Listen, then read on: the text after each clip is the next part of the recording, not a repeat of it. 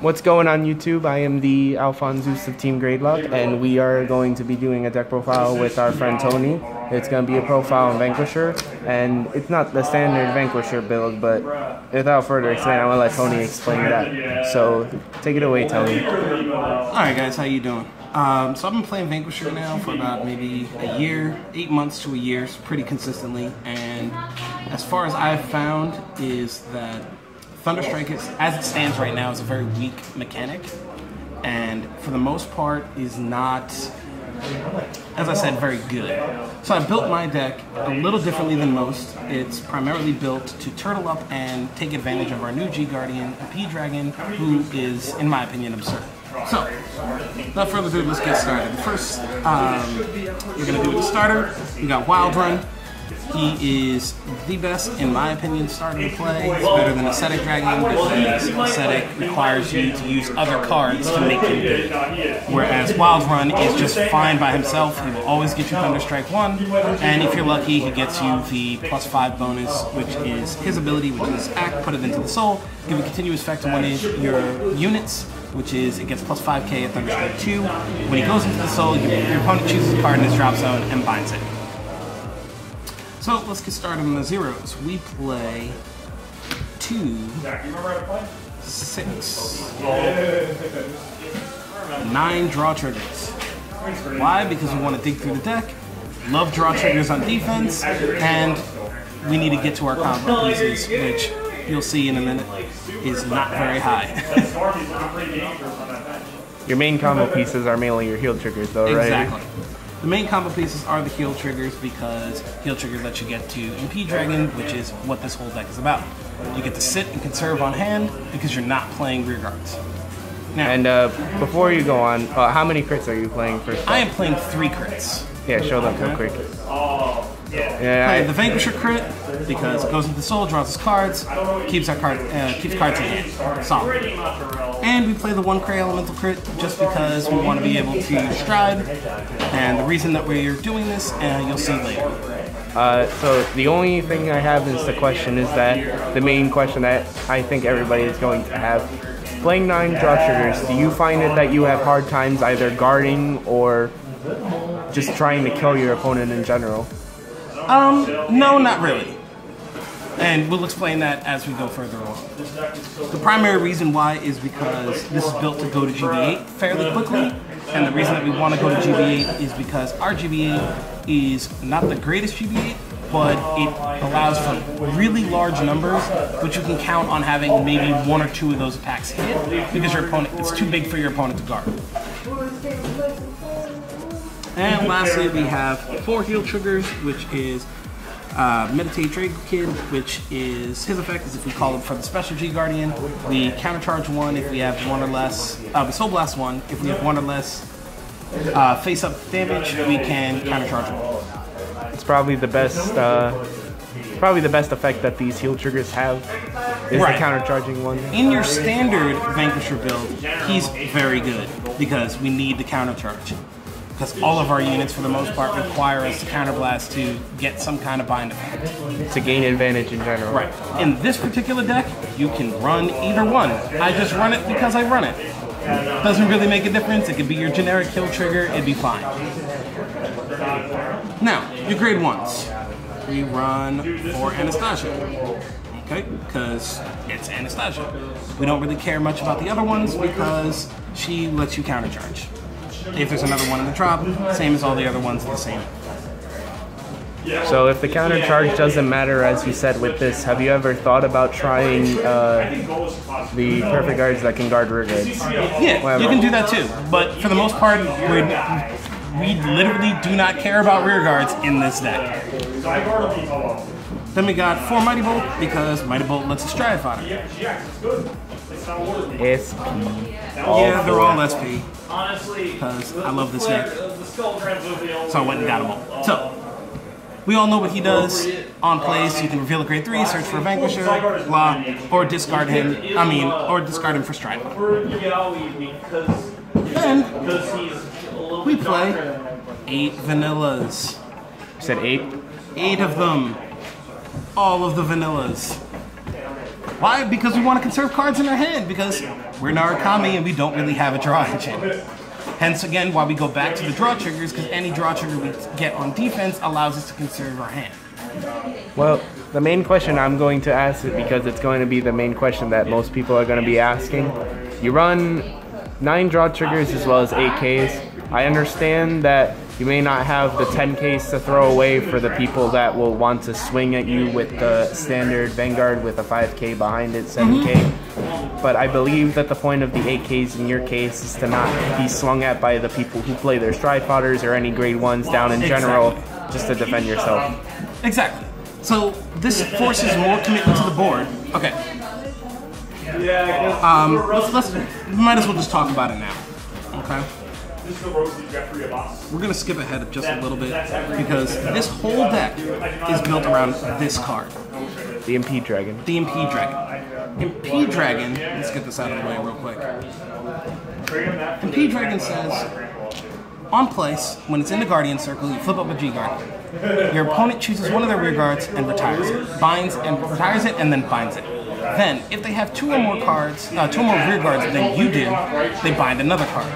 Retire another card. Now, why is this important? Well, for one, when you're playing a lot of vanillas, whether it be 8Ks or 10Ks, which we'll get to later on, your opponent needs to commit more cards to boost to be able to hit.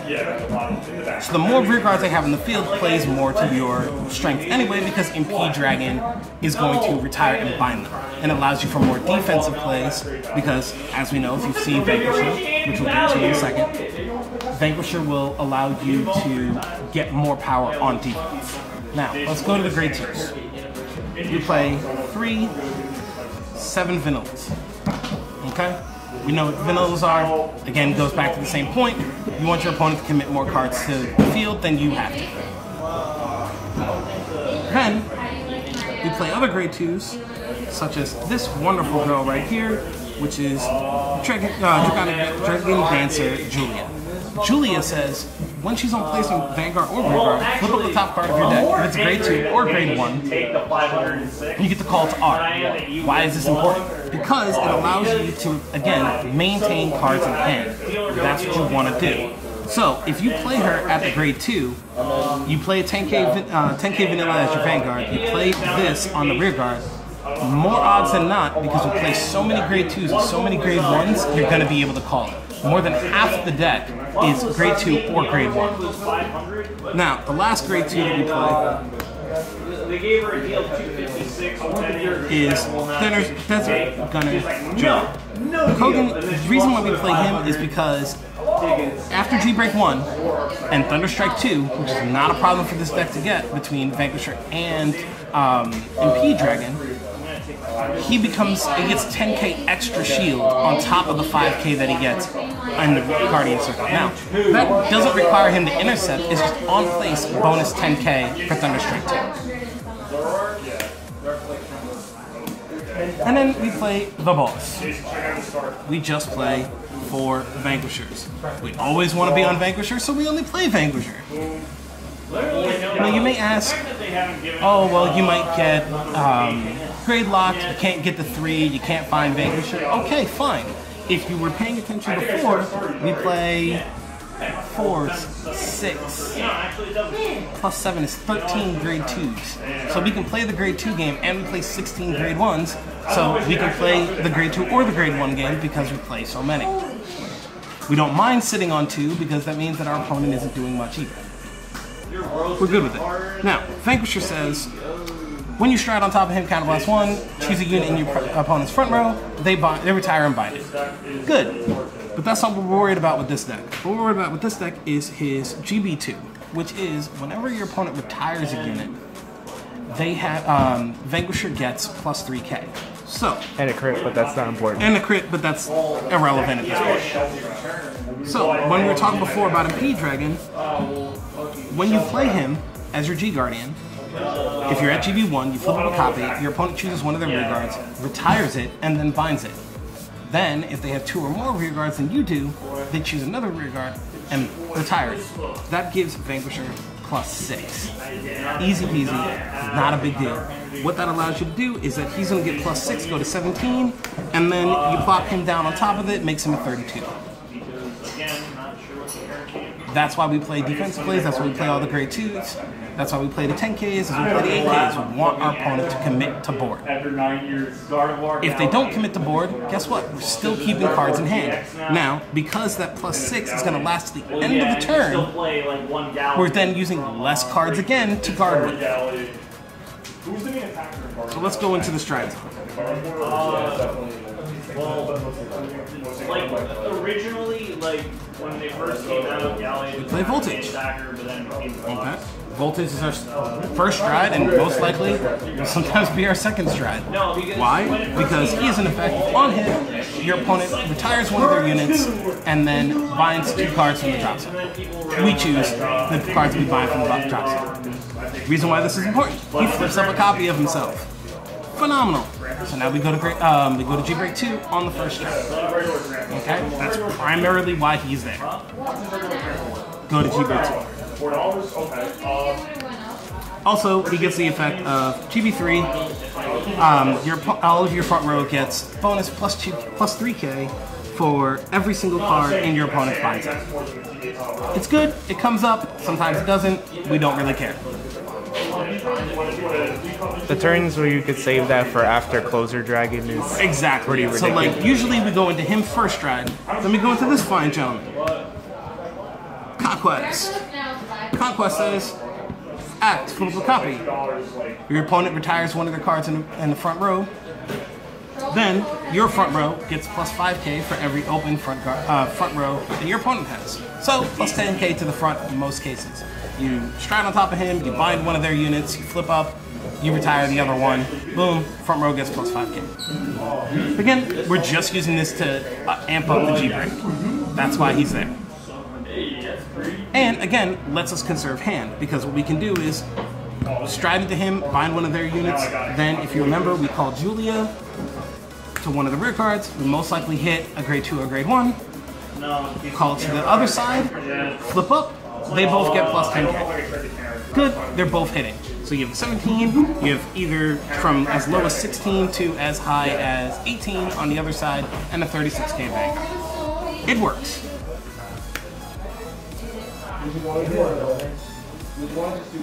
Then, we play 2 VMAX. VMAX is primarily here, it's just a utility card. If we get the opponent high on damage early, because they're not guarding any of our stuff, or we hit an early crit, which sometimes happens, it allows you to close the game out. His effect is GB3. If your opponent has no rear guards and you're at Thunderstrike 5, you counterblast 2, your opponent takes a damage at the end of the battle. His other effect is continuous. When he attacks, for every face-up Vanquisher unit that you have in your G-zone, he can attack not only the Vanguard, but another one of the rear guards. So, if we remember, we can go into this first. Then, as soon as we're done with that, we flip up the copy there, allows him to come up. He has a copy in the G-zone. You have 2 of the other ones. He can attack the Vanguard and 2 other rear guards if we need to snipe some back row stuff, as it were. Most of the time, we don't care about Thunderstrike 5. We're not using it to finish it off. We're using it to finish off problematic rear guards that we can't touch in the back row. Any of them come to mind? Sometimes we need to, like a case against, because I just played against it, we're going against a Spike Brothers player and they put a Frog Raider in the back row early, we can side them out. You could also, just in case, if you play against Luard, swing at their rear guards and not allow them access to their Luard on stride ability. Exactly. Or we need to hit any of, like, any other back row stuff that people leave there for importance. Laurels, things of that nature. Lastly, we play another utility card, which is Voltaic Zapper. Now, the primary reason that I play Voltaic Zapper is against any of the other decks that play that have trouble dealing with large Vanguards, such as Link Joker. Thunderstrike 3, he's going to get plus 10K, and then when he attacks, you counterblast 1, choose, for every 2 cards in the bind zone, your opponent chooses one of their rear guards, retires, and binds it. Okay? Previously, I was using him as a mainstay because the previous iterations of the deck was to get the Thunderstrike 3 as quickly as possible, and then use him to close them out, because what would happen is, we would get to Thunderstrike 3 and then have trouble getting to 4 or 5. Or get to Thunderstrike 5 and not be able to do much from there. This is generally a good card that punishes the decks that actually have to commit to board to hurt you. Exactly. And the fact that it can snipe anything, it's your opponent's choice, but if you put them in a scenario where they can only choose cards, it severely hurts them. Exactly. And most of the time you don't really care much about like any of the resist units because they can't choose anything. It works for them. I mean, those ones you just attack with the, oh, if you guys didn't know that, he could attack resist units. Exactly.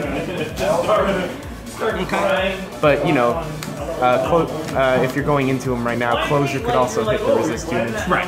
Now we get our big buddy, the guy that we know and love, Closure Dragon. Closure Dragon, GBH. When he's called to Vanguard, you retire everything on everybody's field. Rest in peace, Tempest Bolt Dragon. Exactly. Then, what you do is your opponent then binds their drop zone. Now, after you then retire everything, yeah, you can get somewhere like Thunderstrike 20 easily by the time you do this. The least that I've ever gotten is Thunderstrike 10, which was literally 10 seconds ago. Just literally like 5 minutes ago. That's what happened. Because generally most decks will try to out-aggro. The major decks in the meta right now build up their drop zone very fast just because they have to use up a lot of resources. The main ones being Luard and Night Rose in general. Exactly. So what you end up doing is finding that drop zone, which is clutch against, as we know, Luard and Night Rose because they utilize the drop. Same thing could be said against Gear Chronicle because they like to use, what was it, Takeaway? Yeah, Takeaway. Every time they to start bringing stuff back from the drop. So you bind the entire drop zone. It's also really funny if you go into this, they're like, oh, my Alurus can't return anything. Exactly. The other decks that will just build a big drop zone even though they don't utilize the drop zone would be the Paladin decks. Right. Like this basically punishes you for playing the game. Yeah. And that's what's important. And again, why we run Julia. So we can hold Julia for when we go into Closure Dragon because Closure Dragon is going to wipe our field too. Then we can call Julia, and since most of the deck, as I said, is grade 2 or grade 1, there's a very high chance that you can call something else. Then if we commit anything from hand, it's going to get that massive boost.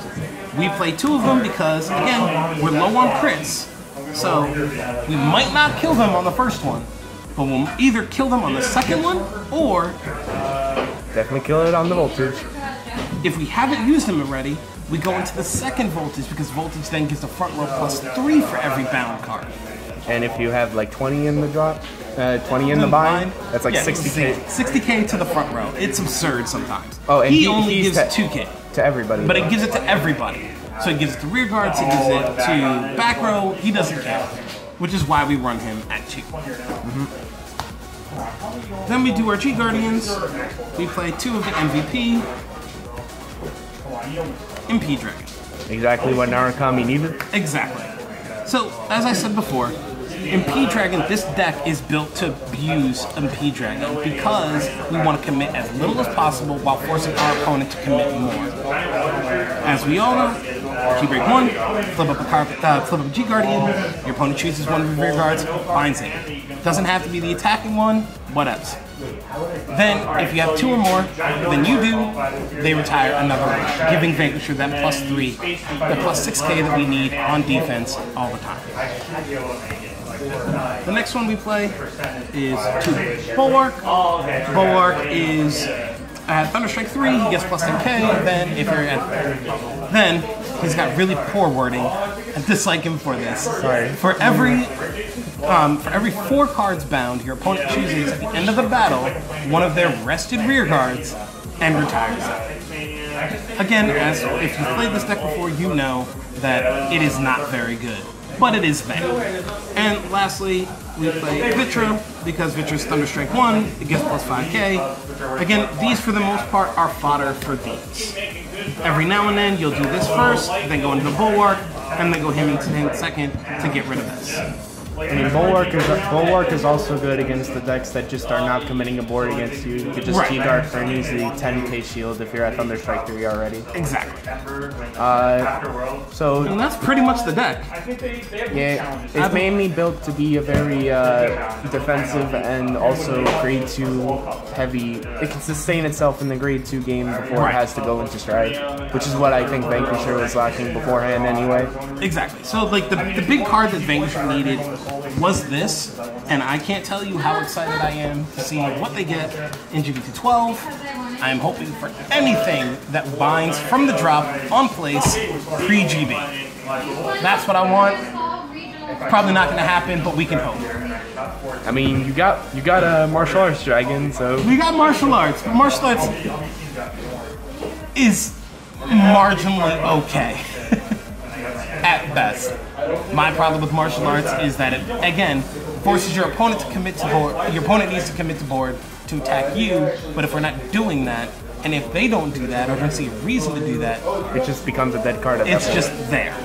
It's just a 12k attacker, and that's it. So, besides martial arts, how come Chatura didn't make a way into your deck? I just want to hit the units that people are thinking about aren't in your deck right now. Okay, so let's talk about Chatura. Chatura. Okay. Benefits to Chatura. Okay, let's talk about benefits first. Benefits to Chatura. He's an 11k attacker on rear guard to the Vanguard, specifically. Okay, he's an 8k that gets +3 when he's attacking the Vanguard. Okay. Other bonus to him: if he hits the Vanguard, you counterblast 1, you bind a unit in their drop, and then you draw a card. Okay. He's a draw engine. It's quite good. I like it. The biggest thing for me is that, and the biggest problem that he is that he's an 8k bot. Secondly, he costs you a counterblast. And there's been multiple times in the way that I like to play this deck where that counterblast hurts later on. Because they're letting the Chatura hit, or it does hit early and you need to spend that counterblast you could be using for your martial arts, you could be using for your rock climb dragoons, you could be using for your voltage horn if you're still playing voltage horn, or worsely, using it for him. Again, this goes back to the MP dragon where we're talking about the heal trigger that lets you countercharge. So it's good in that sense. I personally am building the deck and trying the deck this way, which is even more defensive and doesn't actually need Chatura because I'm also playing all of these draw triggers. That's fair. And the other bonus is Chatura can end up being anywhere between a 5 to 10k guard on the Vanguard because they usually use it to attack Chatura because they want to get Chatura off the board. Yes. So Chatura is good and could be used in this deck. I personally don't use it primarily because I'm using 7k grade 2 here and another 8k grade 2 here, as he works better on defense than Chatura does. Yeah, because you've always been an advocate of that card. Yeah.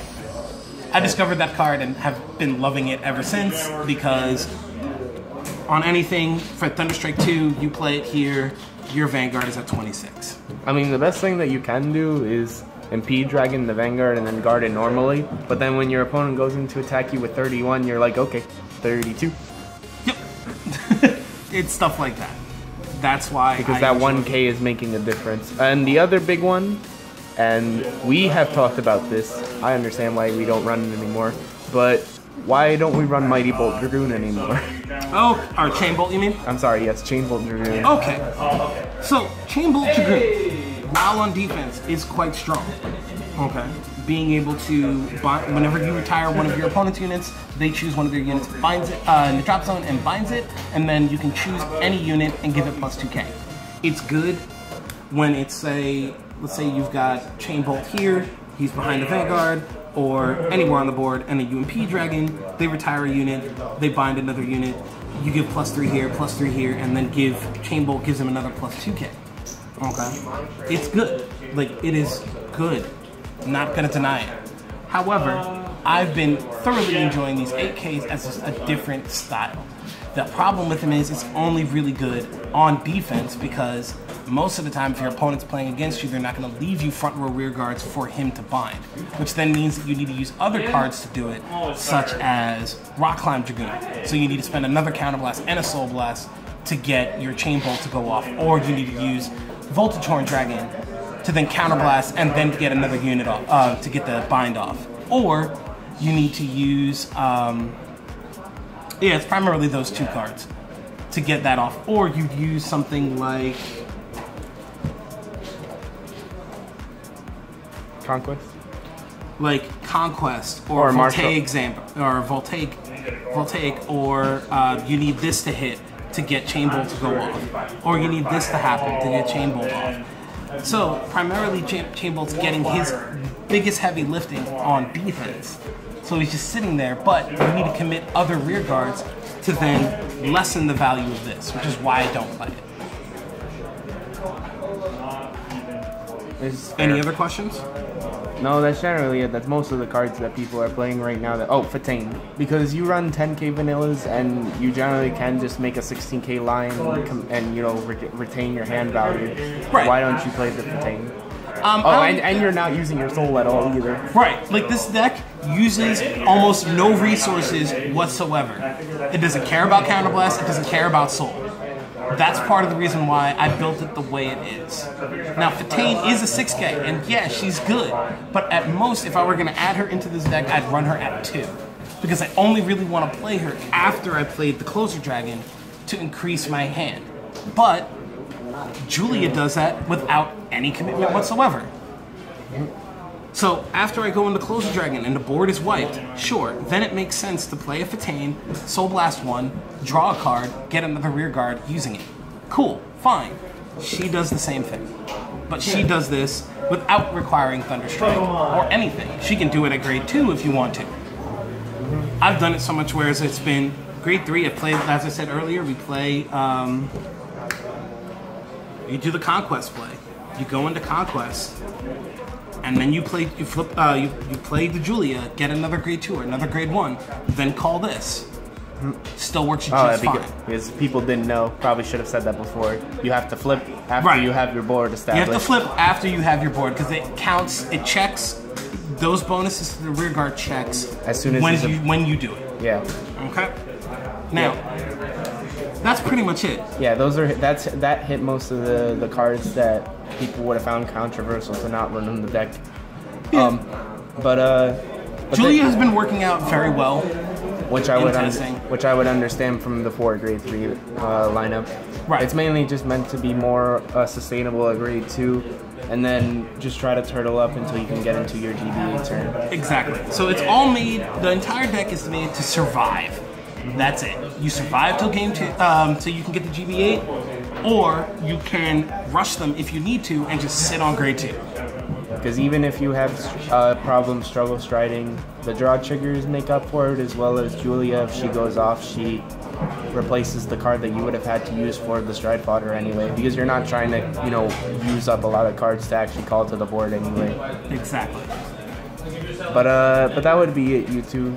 If that would be all that Tony would want to say. I mean, that's pretty much it so far. I've been playing it this way for about a week and change, 2 weeks now, and I've gotten, like, I want to say like about 30 or 40 games in with this particular version of the deck. It's been working out well. It does fine against most of the meta that most of the decks that I've played it against. It works fine, and because MP Dragon lets you turn. Yes. And it's just very hard to play around the card. Right, and then especially because you're not committing to board. You at most times have like just the rear guard, single rear guard boosting the Vanguard sitting behind. So if your opponent has 3 rear guards or 4 rear guards, MP Dragon is going off. After you first tried, you most likely don't have anything on the board. So then at 3 rear guards, you get this off twice. Yep. And it's just punishes your opponent. It punishes people for playing the game. And that's why I enjoy it and why I like it. Which is fair. I mean, that's what all the decks do nowadays anyway. Right. Also, this deck allows you to...